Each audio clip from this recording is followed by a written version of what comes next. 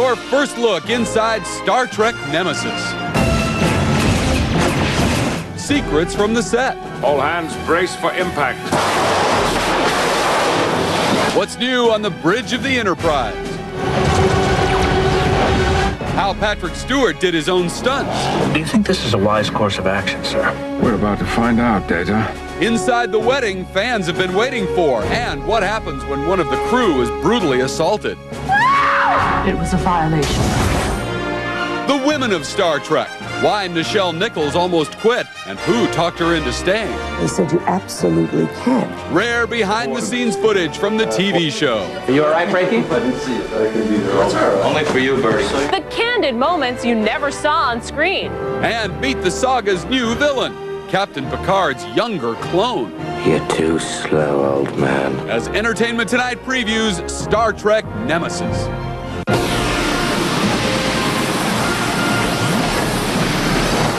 Began September 8th, 1966, when the Enterprise took viewers where no man had gone before. Hello, everyone. I'm Maria Menounos, in for Jan Carl. And I'm Bob Goen.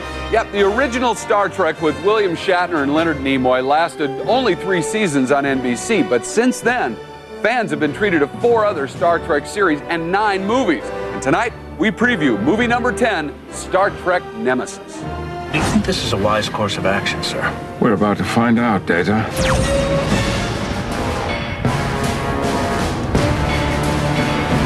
The first Star Trek feature film for the 21st century is a rollicking action-adventure that pits Patrick Stewart as Captain Jean-Luc Picard against a completely unique nemesis, a human replica of himself as a younger man seething with anger. I am what you see now. I see more than that. I see what you could be. The man who is Shinzon of Remus and Jean-Luc Picard could never exterminate the population of an entire planet. He's better than that. Tom Hardy plays Shinzon. This newcomer to the Star Trek saga is joined by pop culture's most revered cosmic explorers, Jonathan Frakes, LeVar Burton, Michael Dorn, Gates McFadden, Marina Sirtis, and Brent Spiner as Data. Spiner co-created the story for the film, which opens December 13th. Brent had several goals in mind. Make the emotional aspect of the film a little deeper than usual, and at the same time make it a kick-ass sci-fi action-adventure movie. The Star Trek franchise's ingenious mix of science fiction, comedy, drama, and excitement has generated almost $5 billion in revenue from TV, movies, and merchandise, and inspired countless fans. Producer Rick Berman has been at the creative helm of this starship for 16 years. The film deals with some classic villains, the Romulans, who we haven't seen in the movies for a very, very long time. It deals with the Remans from the sister planet to Romulus, a people we have never seen before. On my mark, Deanna. All hands, brace for impact. What triggers the conflict is actually the prospect of peace. Picard's nemesis, Shinzon, has assumed control of the Romulans. It appears that these longtime enemies of the Federation desire a treaty, but appearances are deceptive. The time we have dreamed of is at hand.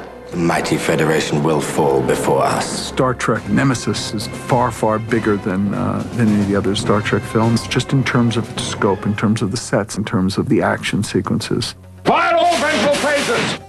You're too slow, old man. But along with the thunderous action, there is intense human drama. The film begins with a long-awaited event, the marriage of the Enterprise's counselor Deanna Troi to Picard's #1, Officer Riker. I'm glad they finally played that card, frankly. But their bliss is cruelly shattered when she is the victim of a savage assault at the hands of Shinzon. Deanna, can you describe it? It was a violation. We shot a very intense scene that I was worried would be totally cut out of the movie because it could not be a PG-13. But they managed to salvage something. I request to be relieved of my duties. Permission denied. And Picard isn't the only one with a double. Data comes chip to chip with his mirror image. Do you have a name, sir? I am B4. You know, it gave me the opportunity to work with my favorite actor, for one thing, and I didn't get any lip from him. Can I move now? No. Why? Because you are dangerous. Behind the scenes of all this action, there was humor. As part of the adventure, the crew of the Enterprise lands on an alien planet. Amid the rubble of this barren landscape, they uncover pieces of an android, which may in fact be a prototype of Data. It appears to be a robotic arm.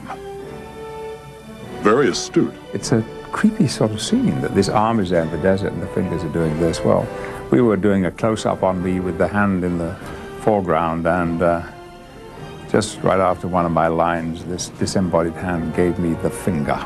We are alone, well inside their territory. I recommend extreme caution. Star Trek Nemesis took just about 4 months to film. To hear the cast talk, the shoot was more like a family reunion than a movie. It's like putting on an old shoe, in the case of Patrick, a very old shoe. But it's fun to hang around each other that much. Very early on, they taught me that you must take the work seriously, which I'd always done, but you really don't have to take yourself seriously, which I had also always done. And so I learned through Frakes and Spiner and co. To laugh at myself. And the first day of shooting, I remember being really worried because we were on the set, absolutely laughing hysterically, you know, halfway through the day, and I was convinced we were all going to be pink-slipped because we were just having too much fun. You can't trace my holographic emitters, Captain, so don't bother. A worldwide audience awaits Nemesis, and the cast knows that those devoted Trekkies will scan every frame of this epic and no doubt pepper them with questions at future Star Trek conventions. Having such avid fans is something that still astonishes them. I'll be at the autograph table and someone will come up and they'll be hyperventilating, you know, and it's so sweet. Sometimes people burst into tears. I mean, not guys, obviously, girls burst into tears. It's like they're meeting, you know, their favorite rock star. Patrick recalls how one young fan thought his hero, Captain Picard, could do anything. And he said, "Please, will you marry my mother?" Now, he was sitting next to the woman that I took to be his mother, who, of course, was mortified by this. I think she had not anticipated he would ask this question. So I had to explain to him that legally it just wasn't possible for me to satisfy his request. Coming up next, the villain. Destroy them. Captain Picard's younger double. He is very cute, isn't he? And the unusual thing this tough guy did to get the part. It certainly made us all sit up and pay attention. Then we're behind the scenes with Captain Kirk and Mr. Spock. We're working our way through a goodbye here. Kim Cattrall is a brunette and Kirstie Alley's big break. It was great. It was my first job. I was very grateful, don't get me wrong, and I really wanted to do it. As Entertainment Tonight previews Star Trek Nemesis. Welcome back to Entertainment Tonight as we preview the new movie, Star Trek Nemesis. Gene Roddenberry created one of the most enduring television and film franchises in the history of entertainment with Star Trek over 35 years ago. He talked about what he believed made it stand out before his death in 1991. Perhaps one of the primary features of Star Trek that made it different from other shows was it believed that humans are improving. They were vastly improved in the 23rd century and would continue. What started out as simply a dream for its creator had become an American institution. I hoped people would like it. I hope now and then over the years someone would say, I saw it and it was nice. That would have been great. But this is insanity. In Star Trek Nemesis, Patrick Stewart meets his match, literally. Hundreds of actors were auditioned to play Captain Picard's alter ego, and the role went to a virtual unknown who at first glance doesn't look the part. It's up to British actor Tom Hardy to play the villain. I can feel everything you feel. In fact, I can feel exactly what you feel. Tom is an extraordinary actor. Really very distinctive, very unique. Destroy them. He has to dominate huge sections of this movie to be the dynamic engine of much of the most important scenes.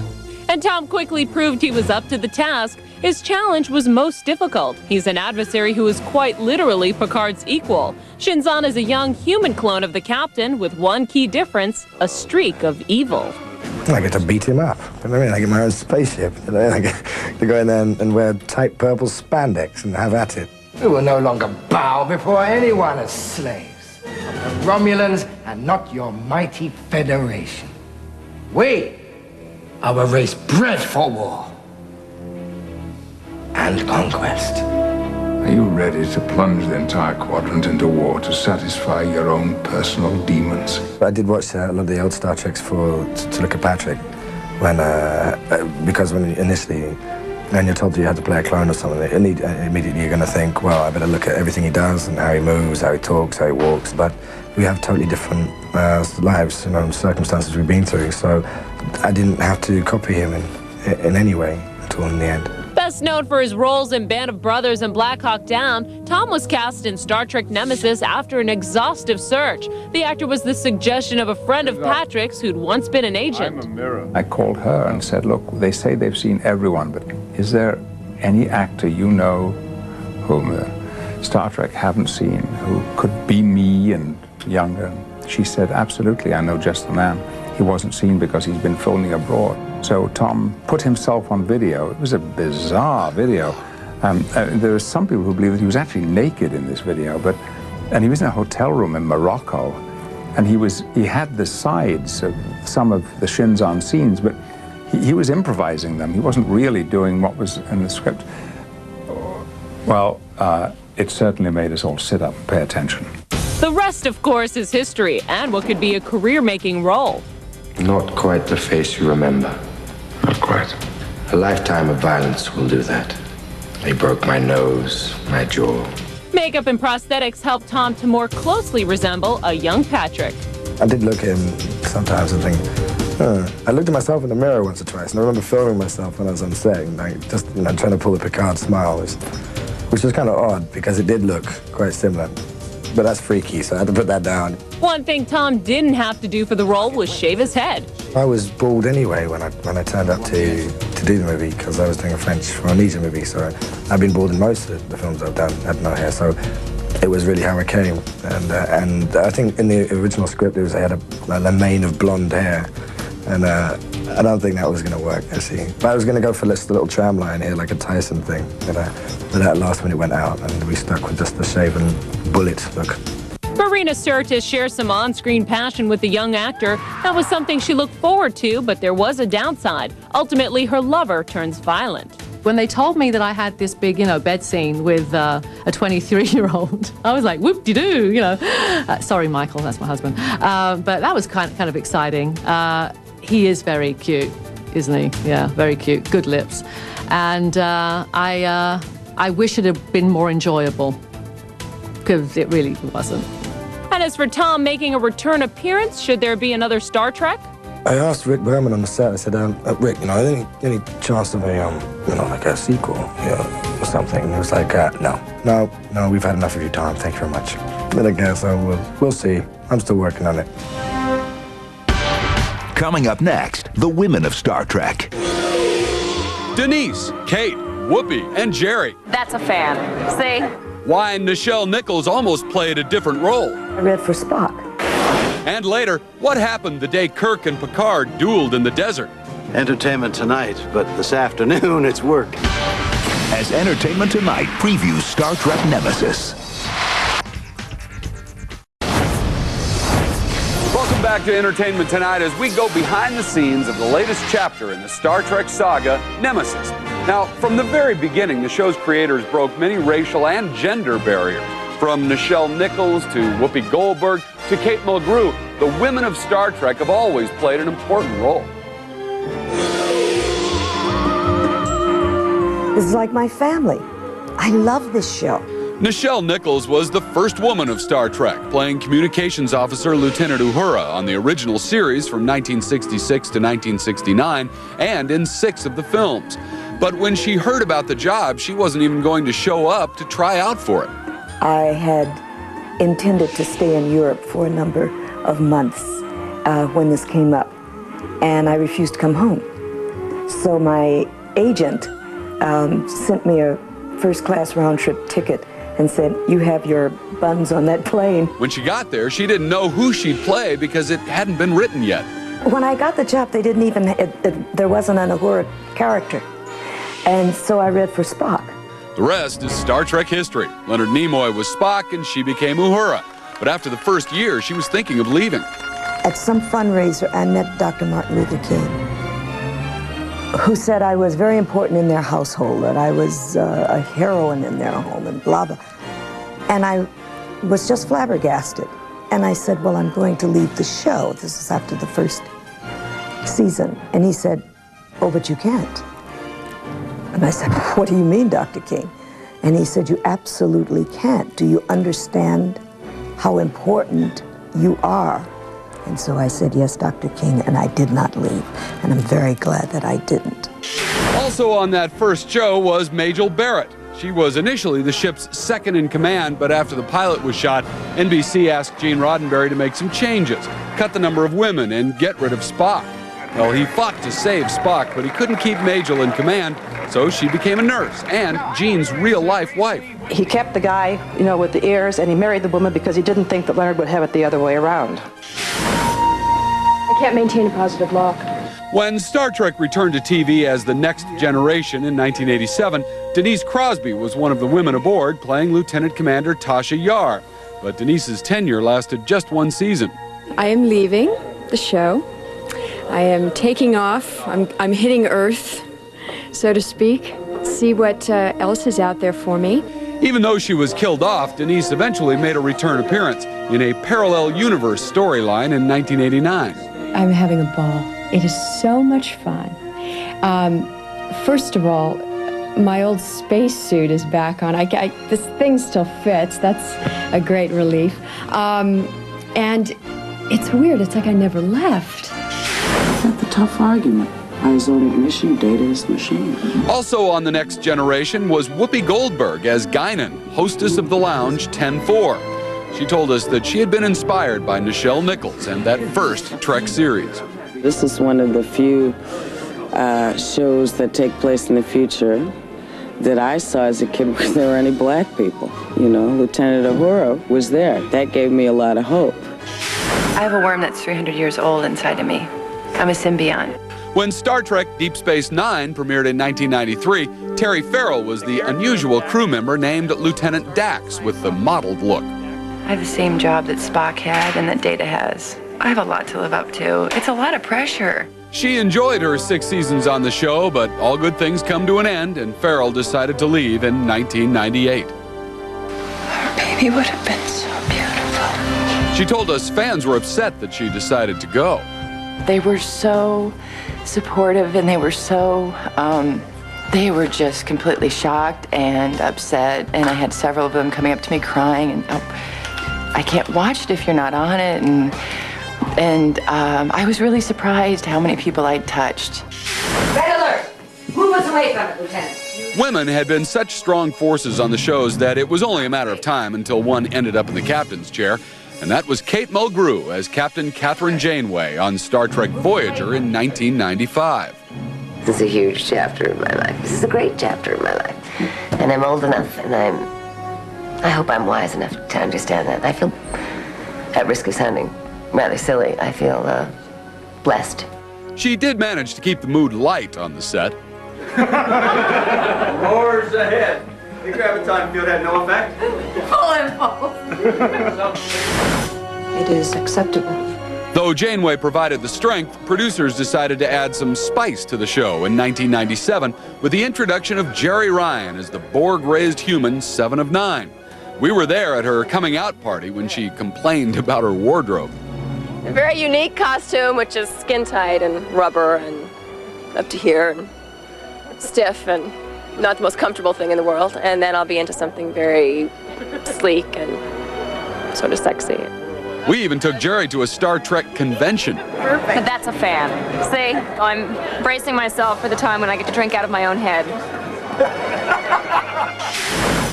There are a number of life forms aboard.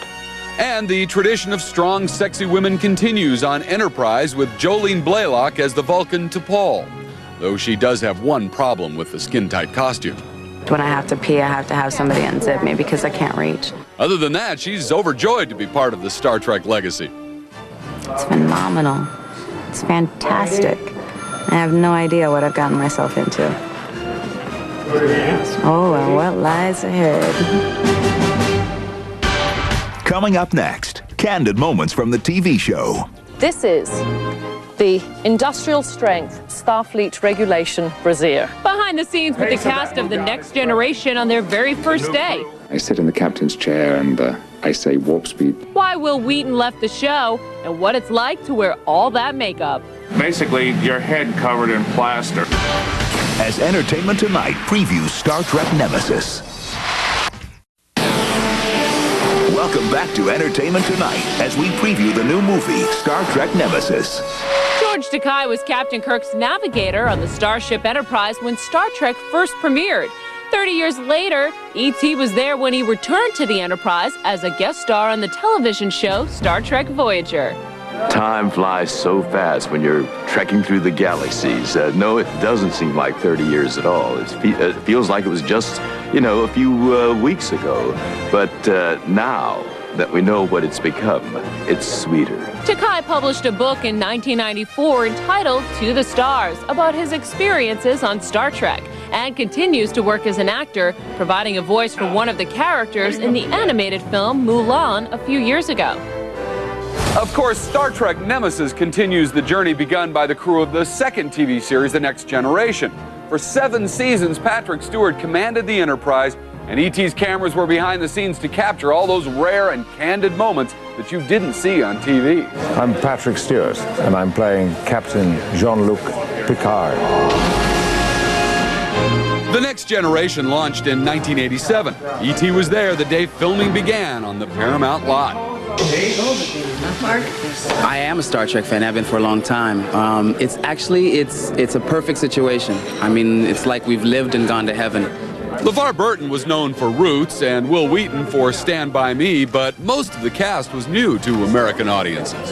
To a long and successful voyage, the new crew of the Enterprise. Live long and prosper! I had to put all this stuff on and become this character, and that felt wonderful.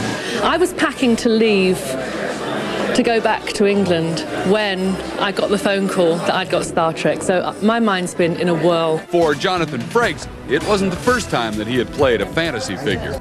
I had a short-lived, ill-fated job as Captain America with Spider-Man, where he and I would appear in mini malls. Transporter Chief, do you have their coordinates? I sit in the captain's chair and I say warp speed, whatever, and engage, and I do all of those things.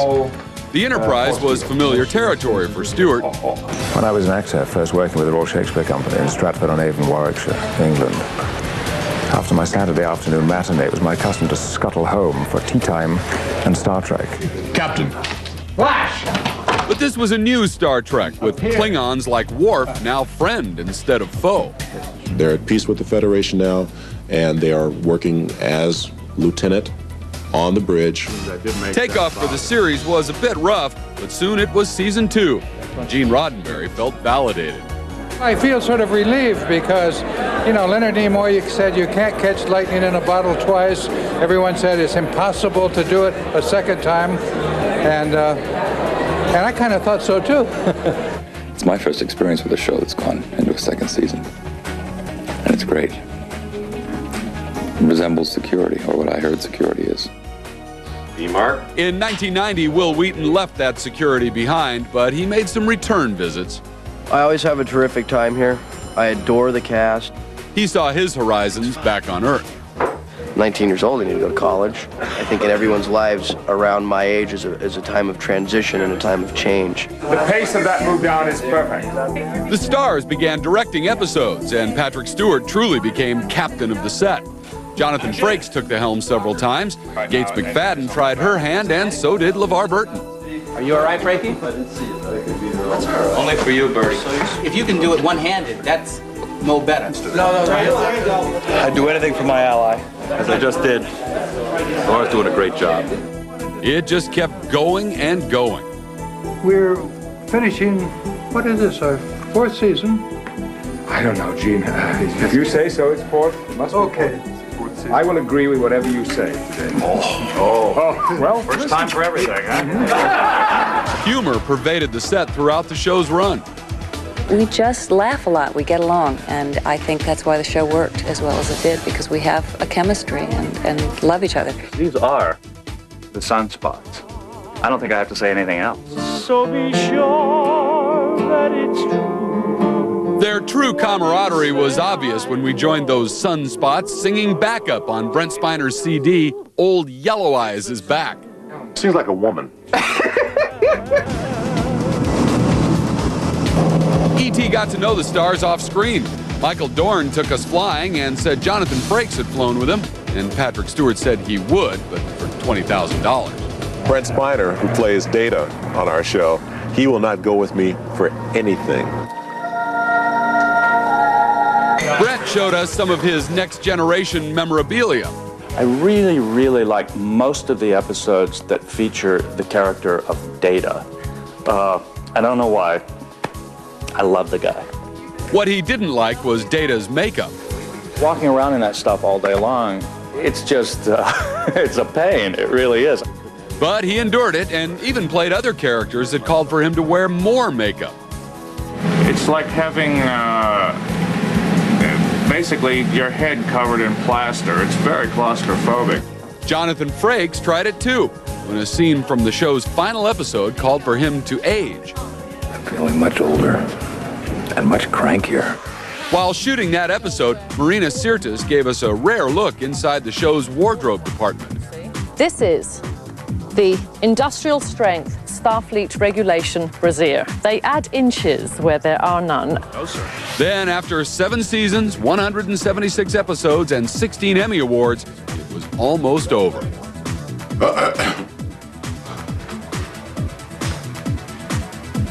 I'm asking you to make a leap of faith. I'm gonna miss the laughs. I'm gonna miss going on the bridge and having your stomach hurt from laughing at the absurdity and the abuse that we heap on each other. I'll kill you, Michael. I'll kill you. I'll split you down the middle, man. I have a certain amount of sadness too, and it's mostly connected to all of the people that I work with here, cast, crew, producers, staff, and so forth, because they are simply the grandest group of people I've ever known. But shortly after, the cast began their first movie together. And with several seasons of The Next Generation now on DVD from Paramount Home Video, this enterprise is here for generations to come.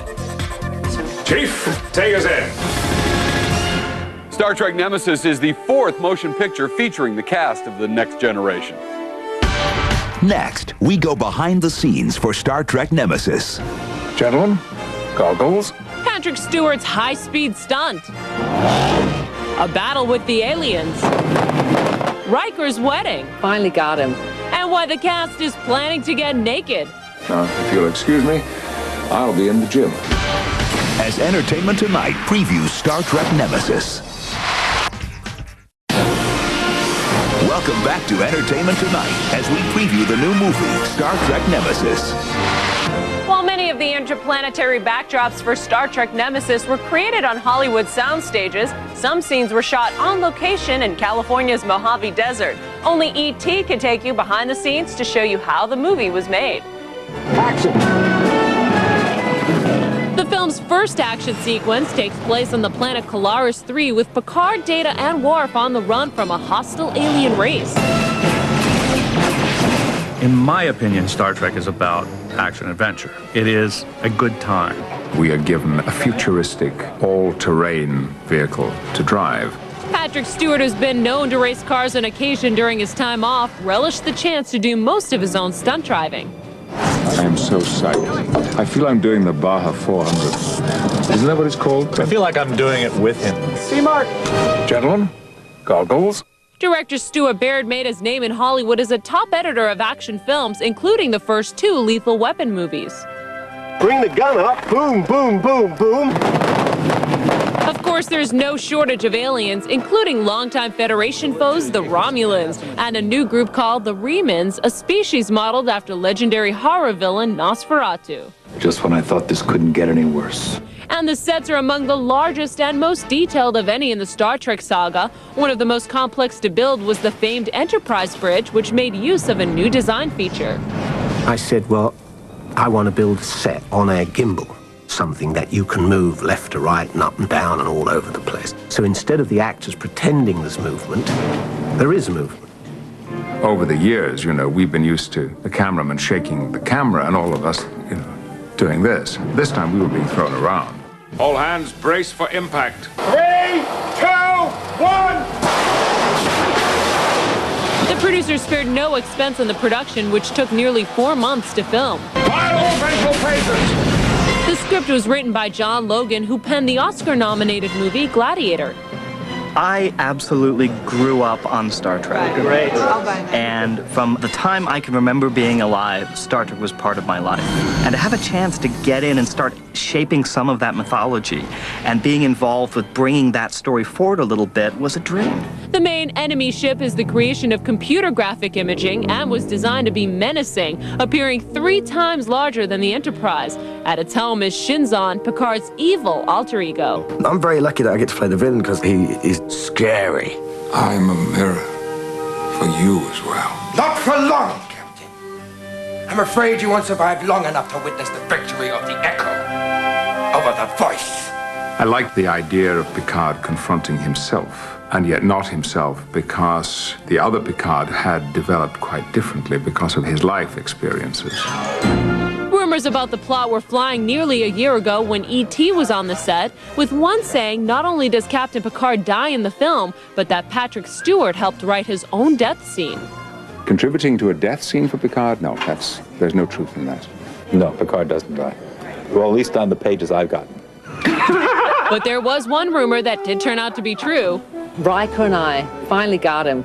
Well, you know what? I should say, he finally got me. Yes, there's a wedding. Riker, played by Jonathan Frakes, and Troy, played by Marina Sirtis, get hitched. This was a wedding in a beautiful location. Wonderful, romantic, not to say dramatic location. There were some surprise appearances at this wedding. The happy couple even wear their real-life wedding rings. Frakes got his from wife Jeannie Francis. My lovely wife gave it to me. My real wife. My nighttime wife. The first of 2 ceremonies takes place on Earth, with a second planned for Troy's homeworld of Beta Z, which has the crew feeling a bit uneasy. It seems the custom there is for all participants to celebrate in the nude.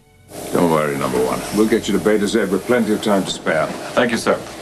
Where we will all honor the Betazoid tradition. Now, if you'll excuse me, I'll be in the gym. So will audiences see the Enterprise crew in all their glory? You'll have to wait until the movie opens to find out. It seems as though we are truly sailing into the unknown. Coming up next. Beam me up, Scotty. Candid moments from the other Star Trek movies. I can't imagine Star Trek going on without Mr. Spock. The day Spock died. Kim Cattrall, long before Sex and the City, and what got the cast in ice-cold water. As Entertainment Tonight continues. The Entertainment Tonight weekend birthdays are brought to you by Dawn. Which star of Lois and Clark once guest starred on Star Trek The Next Generation? Is it Dean Cain, Terry Hatcher, or Lane Smith? Your answer's coming up in the ET weekend birthdays. Welcome back to Entertainment Tonight as we preview the new movie, Star Trek Nemesis. Can you believe it? Over the years, the Star Trek movies have grossed more than $1 billion at the box office. And now, with a whole new generation of fans, one thing is clear. There simply is no final frontier. Beam me up, Scotty. We're ready. Mark! Star Trek made its first voyage to the big screen in 1979, 2 years before Entertainment Tonight's first broadcast. The first one was supposed to be the only Star Trek movie. That's why it was called the motion picture. But that made a ton of money. That led, of course, to a sequel, The Wrath of Khan. By then, in 1982, E.T. was on the air, and that began our long relationship with the Star Trek franchise and its creator, the late Gene Roddenberry. I certainly don't intend to stop striking blows. There are a lot of issues and challenges in the 80s and 90s and the end of the century that need talking about. 3, 2, 1, pop! In Star Trek II, Khan, played by Ricardo Montalban, had to learn how to fake an attack. You count 1, 2, 3, and we all, try to simultaneously feel the impact of the hit. That's not easy to do. In the film, a total newcomer made her acting debut, Kirstie Alley. It was great. It was my first job. I was very grateful, don't get me wrong, and I really wanted to do it. During production, there was big buzz in Hollywood that Spock, Leonard Nimoy, might die. The set was shrouded in mystery. I can't imagine Star Trek going on without Mr. Spock. And I don't think there's any reason to even conjecture that there won't be a Mr. Spock. There are several possibilities. I don't think we even know what the hell we're going to do.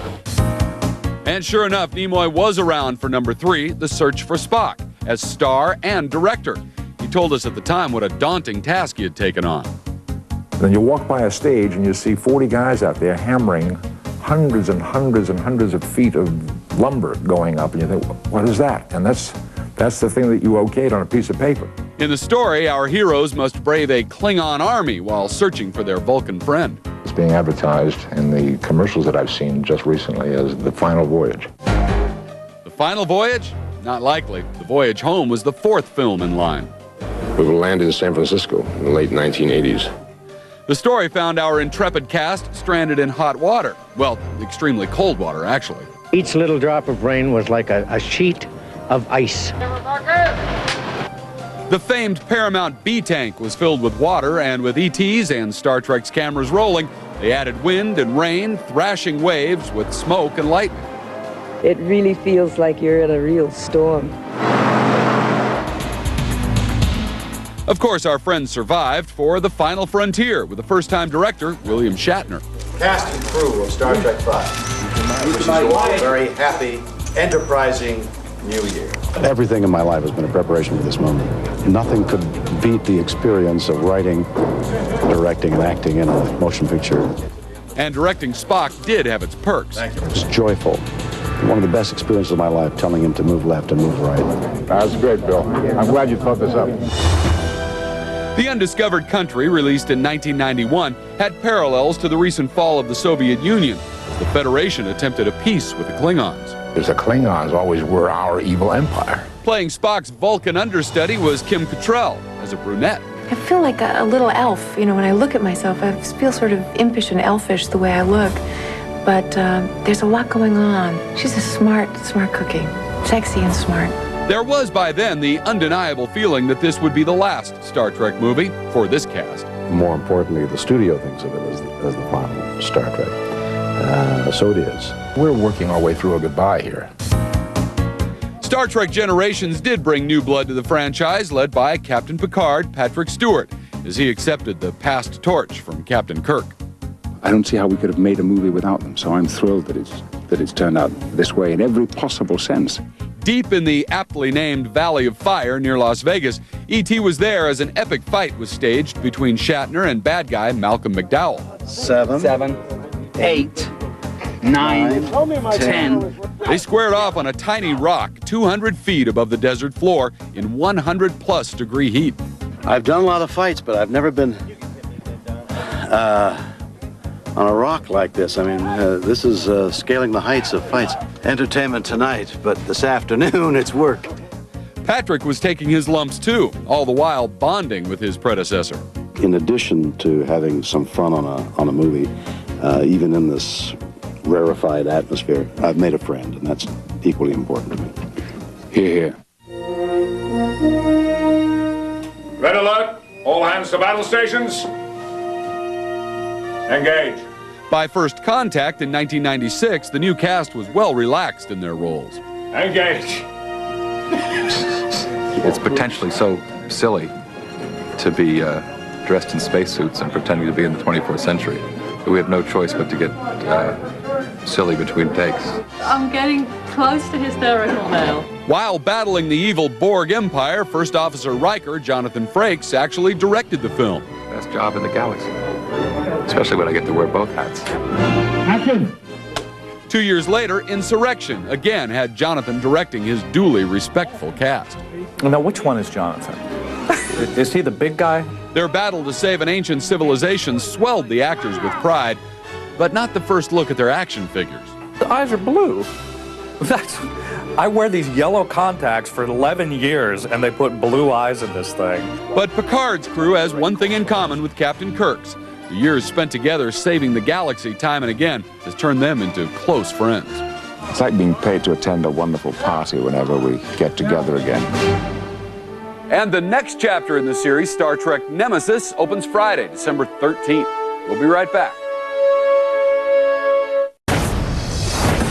The Entertainment Tonight weekend birthdays are brought to you by Dawn. Celebrating a Trekkie-style birthday on Saturday, C. Thomas Howell turns 36, Priscilla Barnes is 48, and Ellen Burstyn is 70. Blowing out candles on Sunday, Kim Basinger turns 49. David Carradine is 66. And which Lois and Clark star once guest starred on Star Trek The Next Generation?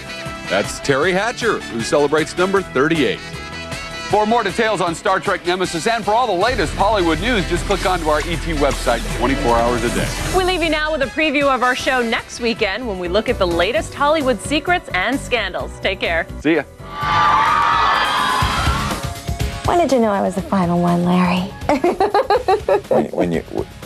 When you think you have arthritis, it better be the final one because there's nothing left. Having her is like, just, we're like one. I never had that.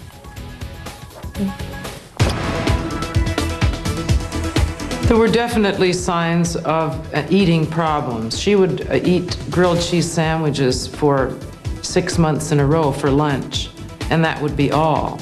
She came to me for help. There's something definitely wrong with me, she said. I had my face lifted. I eat well. I stay really busy. I try to learn new things, I'm past the ice cream years, yeah. That was when I was very stressed out and I just ate ice cream. But I thought, if I ate nothing else but ice cream, that maybe it would work. The ice cream diet would work, but it really didn't work. It wasn't a good idea.